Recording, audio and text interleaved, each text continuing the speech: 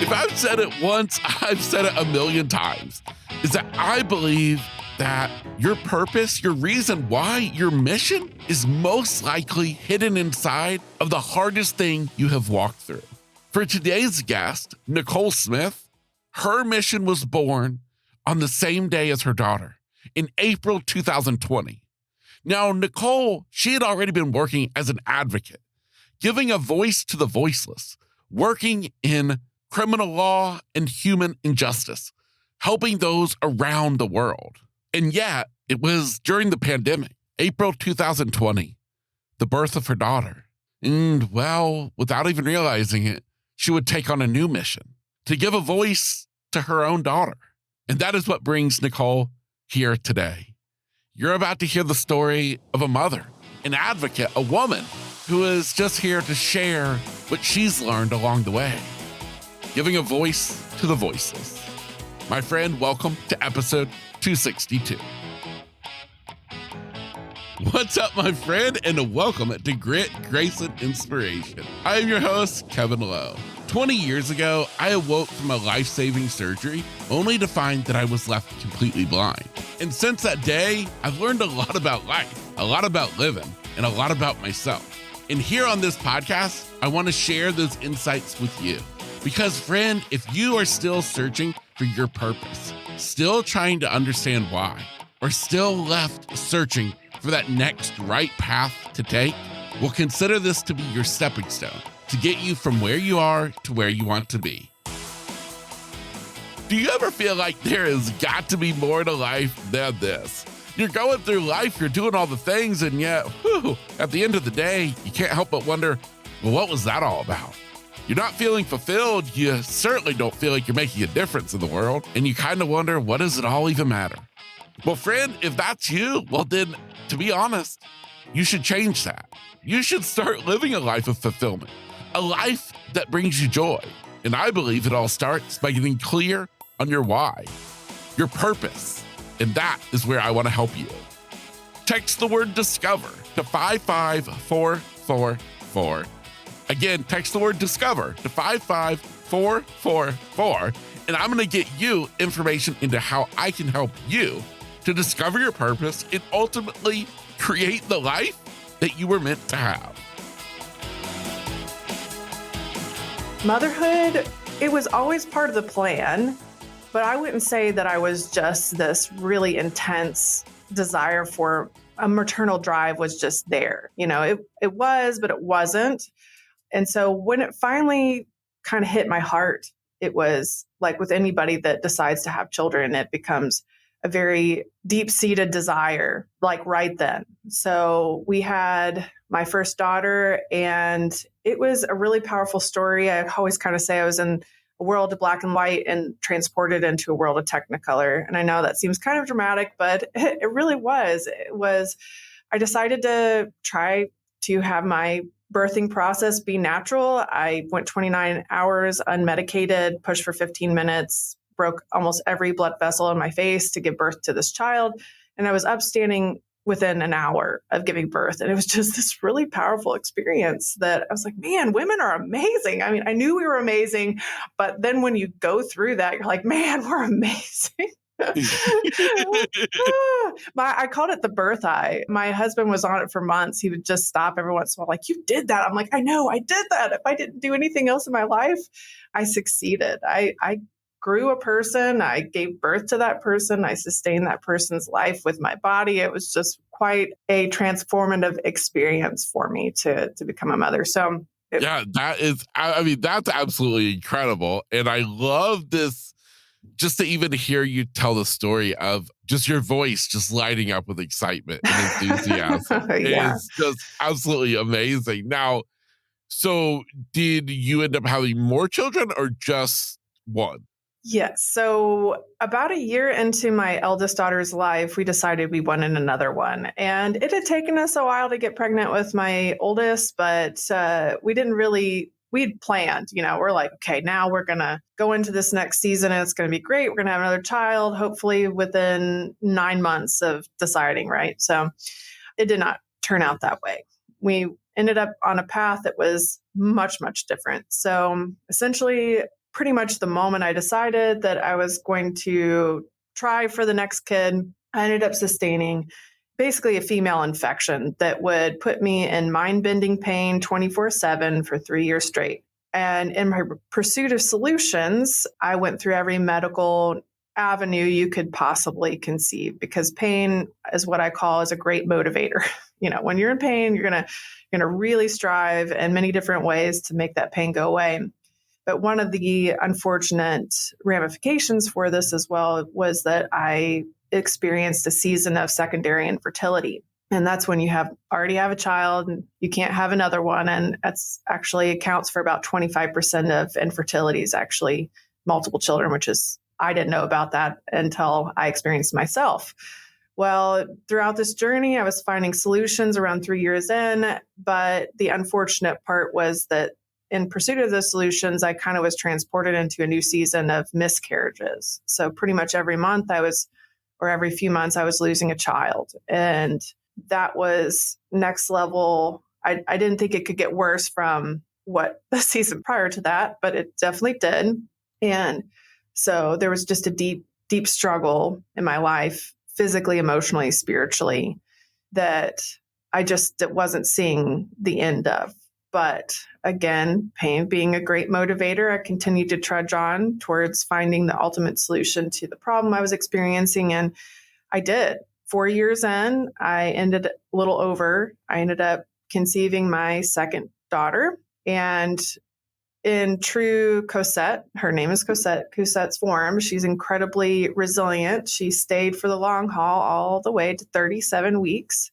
And I ended up going into labor at the height of COVID. And I mean, April 3rd, 2020. So this brought a whole new level of complication that really the world had not anticipated, but least of all us. So for those of you who do not know, during that time, they restricted how you did prenatal care. So if they thought you were low risk, all your stuff was done telehealth, and a lot of your testing, all of your testing were done in parking garages. So of all of the medical or really any services that you can receive in life, I think gynecological exams are really not a curbside service type thing. No. Don't just like pull up and like, okay, we'll just like hook these stirrups right up to the, like a window tray at like a drive-through or something. I don't know. Anyway, it was just a wild time. So I ended up not receiving my 36-week testing because of these restrictions, which is a test they kind of check for potential infections, that kind of stuff. So when I go into labor, I am in labor for 27 and a half hours. They touch me very few times because they're afraid of introducing an infection. And this is problematic for many, many reasons, but mostly because she ended up having what they call a prolapse cord. A prolapse cord is when the umbilical cord comes out in advance of the baby. And as anybody knows, the umbilical cord is how the child receives oxygen. So this basically cut off oxygen flow to my daughter. So like I said, 27 hours in, the nurse comes in, tells me to roll over my side. I roll over my side. And she's like, okay, everything's fine. She leaves. And this time she comes back with a doctor, and the doctor says, hey, I know we haven't touched you, but I think it's wise that we check you. Okay. So she checks me, sticks her hand up there. Sure enough, finds out there's a prolapse cord. She screams out, prolapse cord. There's 20 medical professionals in the room. The nurse jumps on the gurney with me. The doctor jumps on the gurney with me to keep her hand up to press the child off of the umbilical cord so she doesn't suffocate to death. I'm wheeled to the OR. Everybody's buzzing around. I feel everything. I have no epidural. They're putting catheters in me. I'm just bowing in pain. I'm starting to cry. I don't understand what's happening. And one of the anesthesiologists takes mercy on me and explains, hey, this is overwhelming to you, but we do this every day. You're going to be okay. I said, that's fine. I understand. But are you just going to rip her out of me because I've been awake for about 10 minutes now, breathing into this thing? Are you just going to tear her out of me? And she said, no, you're going to go under. And so within moments after that, I pass out and I wake up in the recovery room. My precious husband by my side. I'm sobbing out of my mind. I'm confused. I'm disoriented. I don't have a child. And nobody's telling us anything. So I'm in the state of delirium for about 3-4 hours, and they finally bring my daughter to me. They don't tell me anything has gone wrong. I am just, again, so you have to understand when you come out of a surgery of this type without an epidural, you feel everything. And I mean, everything that just happened to you. So they're trying to desperately pump narcotics into me to catch up with the pain, but it doesn't work. So I'm in pain, out of my mind. I'm also stoned out of my mind, and not in the happy way. So it's just the worst of all worlds at this point. So we're kind of in this situation for about 4 days in which nobody's really telling us what's happened, but we're starting to know some things are wrong. So she's not able to latch. She's not able to suck or swallow anything. Her eyes are rolling in the back of her head. She looks like she's having these massive seizures. She's hardly able to actually wake up, really.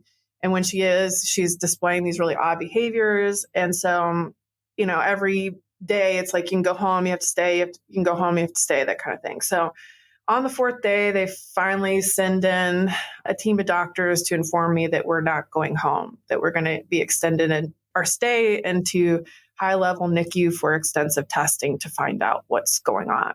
Well, what they hadn't told me and never actually formally told me is that she was resuscitated at birth. I actually found out during a shift change 3 weeks into NICU from the nurses, kind of do like a medical health recap. And in this recap, I overhear them saying that she was resuscitated. A few days later, I had it confirmed with insurance that there was a line item for $746 for resuscitation of newborn infant.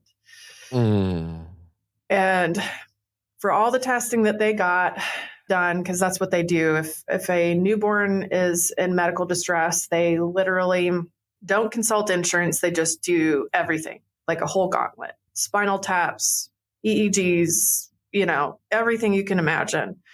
And they never thought to tell me that she was resuscitated. She was born not breathing. So about a month in, they just basically tell me in NICU that in order for her to go home, she has to be able to self-feed, but that's not looking very good. So let's go ahead and get a gastric tube inserted, which is a tube that goes in through the abdominal into the stomach. They pin the stomach and the abdominal cavity together, puncture a hole, and that's how she's going to receive her food.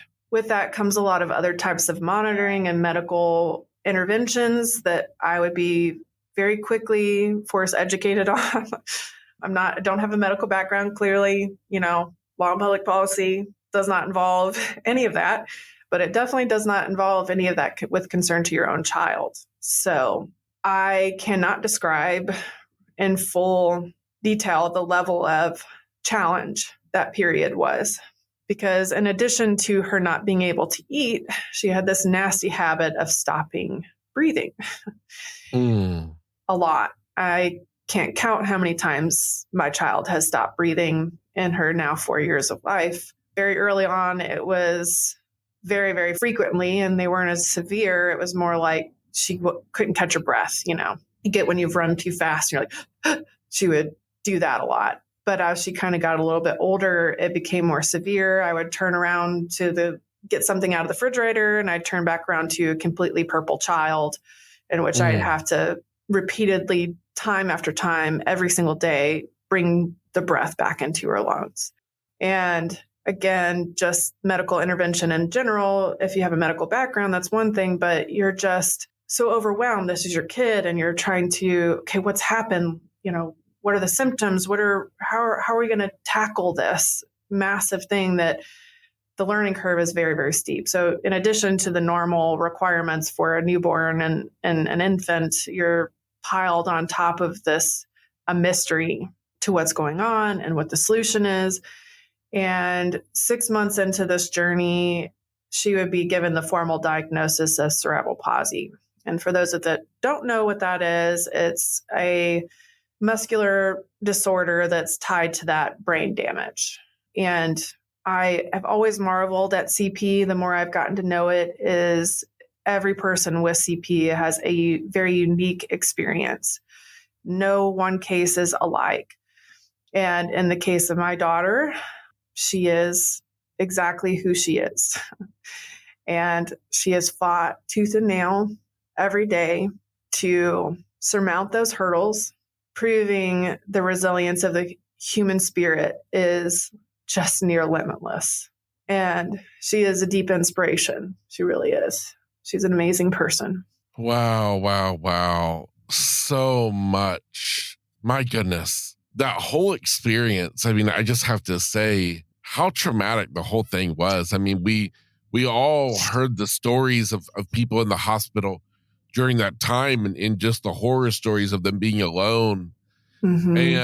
And so, I mean, I just have to acknowledge that for one. And then two, the thoughts of what you and your husband were going through in after the fact of not knowing what was going on. That had to be just horrible.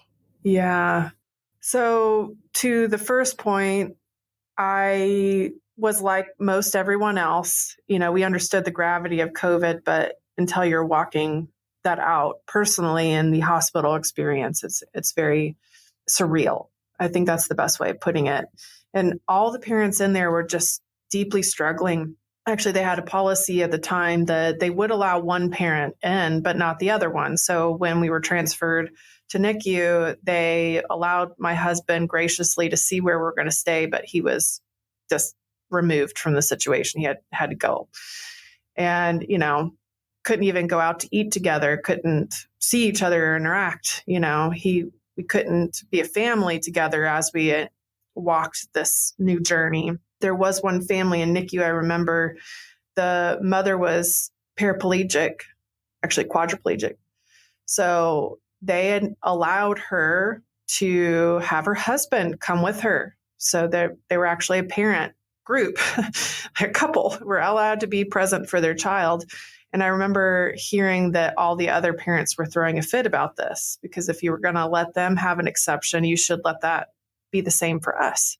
And I understood the heart of why they felt so strongly about this. Of course, this mother was a very unique case, but we just didn't want to do it alone. It was just really hard. These parents were grabbing on to any straw they could to get the support they needed, because being in NICU is hard enough, but to have to do it totally alone is next level. And as for the second point of the emotion, it's challenging to come to terms with the reality you're kind of thrown into, right? And that's with every struggle that you have in life. I know you walk that through yourself in your own journey with your own condition and that kind of stuff. But I just remember trying to deny it. My husband kept going, this is our new normal. I'm like, no. I wanted to stay in NICU as long as I could, because I felt like if I went home, I was bringing home a new reality that I wasn't able to accept. And he was like, could not handle being in the hospital anymore. He had to go home. And so I had to make the decision what was best for my family holistically. My husband, my oldest daughter was really struggling with it in a big way too. Because remember, she was just a concept with a dedicated bedroom is what we called her. After she was born, she wasn't able to meet her. She could only see her through FaceTime. And she's 4 or 5 years old. She doesn't understand. She hasn't a clue. Yeah. So it was a journey. So I don't know if you've heard this poem before, but there's this poem that a lot of families with children with disabilities often hear, I guess, is when you give birth to a child with disabilities, it's like planning a trip to Paris, to France, and arriving in Denmark. The sights and sounds in Denmark are totally different to that of France. They're still beautiful. They might be quieter and more Have you heard this before, Kevin? I have not. No, I've Okay. never heard this. Yes. So this is one that's like a staple. I mean, I can't tell you how many I heard this from therapists and doctors and friends. And if I heard it again, I was going to scream. Tell me that again, because I'm like, look, you don't get it. You don't understand. Because what you're telling me is I have to be grateful for where I'm at. And you're Mm. right.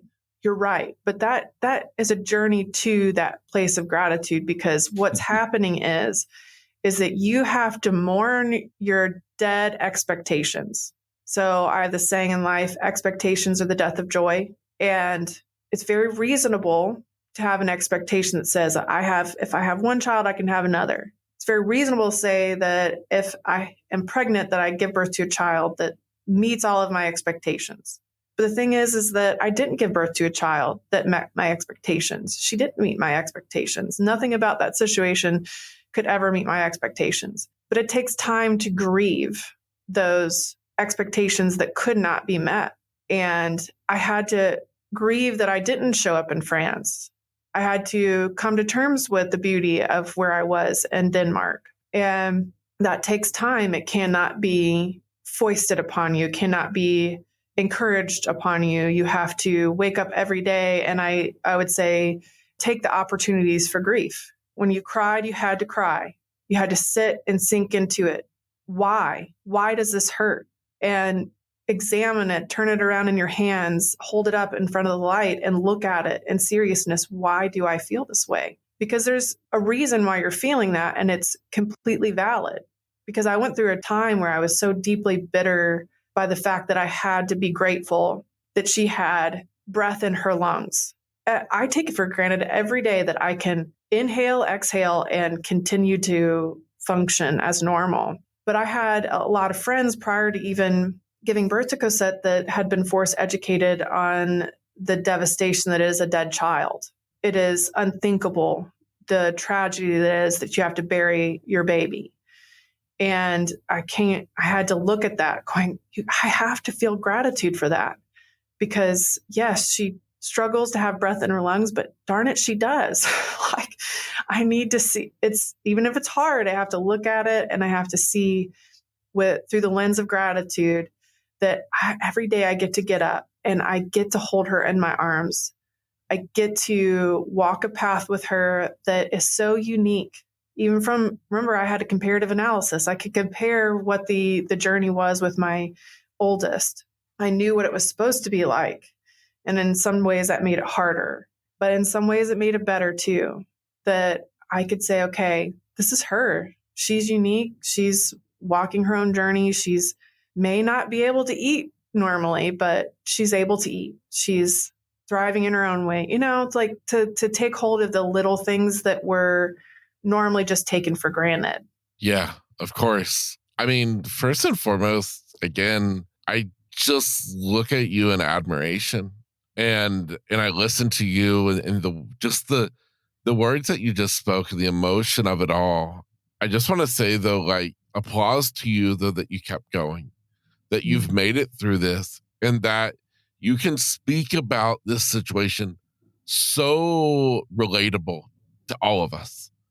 As you mentioned, I've had my own thing, and when I went blind, I can remember the quote unquote professionals, Mm-hmm. telling my parents, that, Kevin, needs to, accept this and move on. He should be, accepting it by now. Mm-hmm. And when you talk about that, I couldn't help but think about it in that situation. Mm-hmm. And where, the fact of the matter is true is what you said is, and I love that poem that you talked about. I'm going to have to look that one up. Yeah. About landing in Denmark. And the fact of the matter is that it takes time for you to recognize the beauty. Yeah. You know, And to be patient in that. Don't like shove the poor person. It's like, do it quicker, heal quicker. And you're like, I had a friend actually, I met her at her son's funeral. He was diagnosed with a terminal illness at 20 weeks of gestation. And sure enough, he was born and he passed away within a day or two of birth. And we met at her funeral. I served at her funeral. And we became friends through that situation. And she actually recounts that, especially if you're task oriented, if I do XYZ, I check the box, I did it. Like, I should be through this. And it took her so long to realize that she is no longer the person she was before that moment. She will never be able to go back, and to come to terms with the fact that this was be a journey that she cannot control. Like, some aspects you can, you can take the opportunities for grief, because those are opportunities that allow you to continue down that journey towards recognizing the beauty with where you are.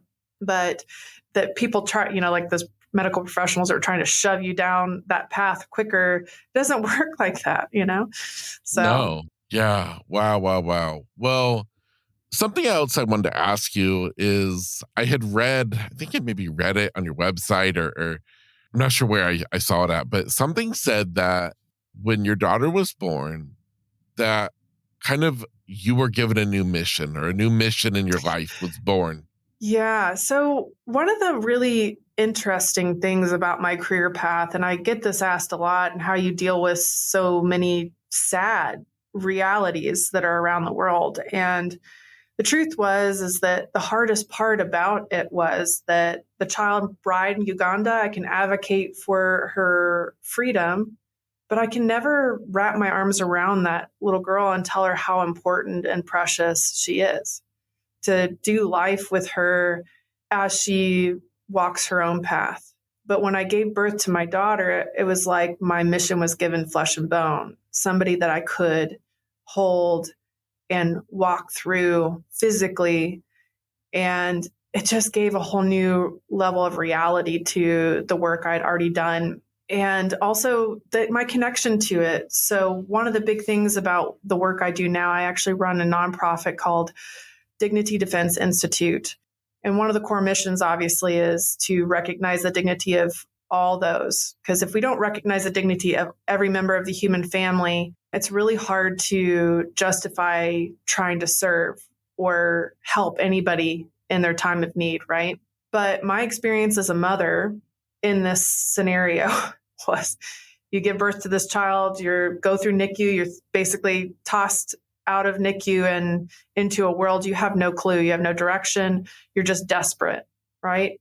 And so my experience with her gave me a newfound understanding of what it is to struggle through this moment totally alone. That moment in between the event that occurred that changed your life, and then basically death, because you're on this journey until you're on the other side of into eternity, right? So what could my organization do to facilitate, help ease that burden? Because our current system, because I remember I've worked with a lot of nonprofits, our current system requires that essentially the person that is hurting actively seek out help on their own accord. So you're mom like me and you have no clue which way is up, and you just have to go to Google and start Googling, because the reality is the nonprofits are spending so much of the resources to do their mission well. They don't know how to find the people they serve. You have to come to find them. And you don't know which one's the right one for you in this point of your journey. There's all the stuff, right? So Cosette really inspired this aspect of my mission, which is to form bridges, digital bridges. So we know everything about the purchasing journey of an individual that wants a pair of shoes. Like, the type of shoe they want, they know which point in the journey they are to purchasing it. They can directly lead you to the place that can give you that product and help you process it, right? That payment, and get you the thing you desire. Why are we not doing that for the nonprofit world? And so my background in the digital human rights world, I've utilized it in a way that can make those relationships for those that are hurting to the nonprofit that can serve them be more seamless. And when you're online and you get a piece of our content, that it can be directly connect you with the organization that can help serve you. Wow. That is such an amazing, amazing concept and idea. Mm-hmm. That is awesome. Wow, wow, wow. So Cosette was the inspiration to that. So yeah, no, I absolutely love it. Now, there's another, I don't know if you call it an organization or what it is, but something, and I want to ask you to explain more of it, but it's about how Cassette learned to sign. Oh, yeah. Yes. Talk to me about that, because I am really excited to hear more about this. Yeah. So one of the, like I said, every person with CP, their journey is totally different, right? So Cosette will celebrate her 4th birthday in the next couple months. She is free of her G-tube, though. That was a blessing. She still has oral motor dysfunction in some ways, but she's able to finally eat, which has been really just amazing watching her. She still cannot walk. She crawls everywhere, but we do have a walker that she can walk. But one of the other things is that the brain doesn't send the proper signals to also her mouth. So obviously she couldn't chew, but she also can't speak as a result of it. So she is very, very smart, though. Like cognitively, she's actually advanced for her age. And so very early on, we could tell she was very, very frustrated about not being able to communicate her wants and desires, as most toddlers do. Like, I want this, I want that, So we started off very early on, like realizing we're going to need to learn sign language. And this little stinker is like adapted so well. She's in a school that does American Sign Language inclusion class, and she is learning to communicate in different ways, and it has opened up a world, a portal into her mind, because that's been actually one of the more challenging things, being a parent, not knowing your child, She has wants and desires just like anyone else, and not being able to know that, I mean, man, it's been really, really challenging for her too. But also, like I said, for me as a parent, I want to know what she did at school. I want to know who her best friend is. I want to know what her favorite toy is, or her favorite movie, or her favorite, these are things that are very important for human connection. And when you cannot communicate, it's like you're alone in a crowd. So ASL has opened that portal into her soul that we have so desperately needed. And I want to make people aware too that actually one of the more I wouldn't say challenging, interesting aspects of her speaking sign language is, obviously, people think she's deaf. Yes. She is not deaf. So when I sign with her, I verbalize and I sign at the same time. The point being is that she can hear you, but she needs the visual cue to, at 3 or 4 years old, to talk back to me in sign language, right? So, Yeah. And then also we're learning vocabulary by doing it too. She can hear, okay, this is the word cat, and I'm saying the word cat with my hands too. So now she knows the word cat with her ears and the word cat with her hands. And it has been just kind of an interesting dynamic in public. We're like, is she deaf? No, she's not. They're like, because I could tell she could hear you. And that was really weird. Why are you speaking? Because she can't physically make words with her mouth. So now her voice vocal cords work just fine. That girl can scream. But yeah, as far as like muscle control to control it to form words, she cannot do. Yeah. Oh my goodness. That is awesome. I mean, I just have to say that is one of the coolest things ever. Yeah. And I love it. Yeah. Actually, I'll tell this one story that I'm so proud of my oldest daughter. So she's in Scouts, and her 3rd grade teacher has made it so all the kids in their class had to form a nonprofit with a mission, a logo, a name, everything. A great teacher, by the way. And yes.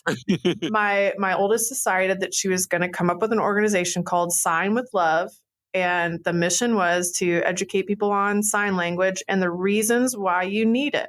And so she went to her Scout leader and said, hey, can I conduct a sign language class to get the sign language badge for all of the girls in my troop? And there's like 70 girls in the troop. It's a big troop, and varying ages and everything. And she conducted several classes, and she taught them the basics of sign language, and then also all the notable people in the deaf community, as well as those that use the reasons why you use them. It's like inspired by my sister Cosette that is not deaf, but she needs sign language too. And so it was just so fun to see the girls, their eyes light up and they're signing for hours after, the class and everything. It was just so, so sweet. Wow. Mhm. Wow. Oh my gosh, I love it so much. That is just absolutely amazing. Now, I wanted to ask you what is the relationship like between your two daughters? Oh my gosh. That is such a good question because it is mind blowing. It is mind blowing. I will tell you, one of the biggest blessings with regard to a journey like this is a deeper revelation about the value and purpose of life, right? Yes. So when my youngest daughter was very young, I kind of went through this process of just, okay, coming to terms with the reality of what her future holds. And everybody kind of looked at her like she was disadvantaged because the life she is going to lead is going to be, different, right? And then they look at my oldest daughter and they look at her as if she's advantaged. She's the advantaged one. And the reality is that us as humans, in order for us to progress in life, we need struggle. Struggle often births the most beautiful purpose. And Cosette, by the nature of existing, has a very intimate relationship with that struggle, but I'd have to sort of introduce struggle into my oldest daughter's life so she can understand that point of growth that you need as a human. Yes. And her relationship, my oldest, her name's Ari. So Ari's relationship with Cosette has been a point of intimate relationship with empathy that she would have never gotten, right? Without Yeah. having a sister that doesn't meet societal standards of what Yes. is normal. Because it is normal. Can I understand? That is totally Yeah. normal. But societal standards of what normal is. And Exactly. for the first time the other day, we were actually denied entry to something because of my Cosette's disability.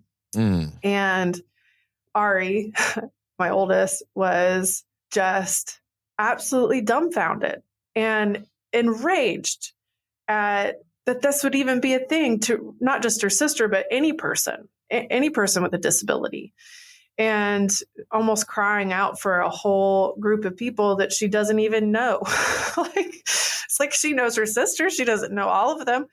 And just crying out that everyone see her dignity, everyone Yes. see her value, and so much so that they would surmount the obstacles to make sure that they felt their dignity. Like, she's like, my sister's important. And so why wouldn't you strive to make it so that she could experience life? Because one of our biggest missions is that Cosette is not withheld experiences. And of course, those experiences might look different.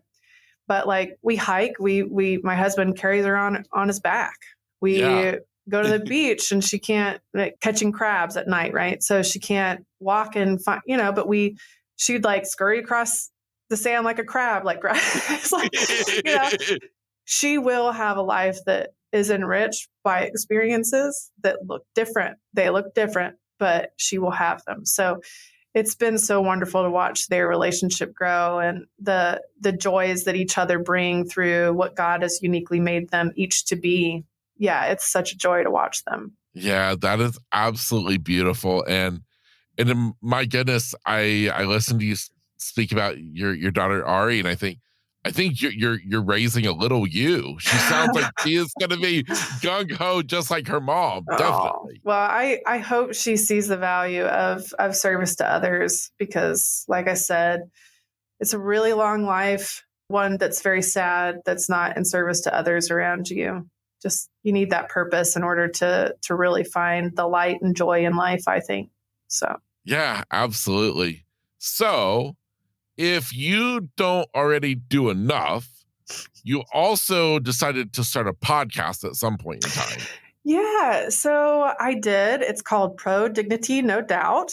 And it is a lot like this one in the sense it likes to tell stories about those that have gone through hardships. And missionally, my organization is very widespread. We deal with all sorts of topics. Disabilities is one, trafficking is one, so, and many other ones as well. So a lot of these stories kind of highlight the reality of people going through these moments of hardship and I've just really been touched by the beauty and the resilience of the human spirit. Like I said, these people that have gone through hell and back and have strived to make that thing that was intended for evil to be something that is beautiful and good.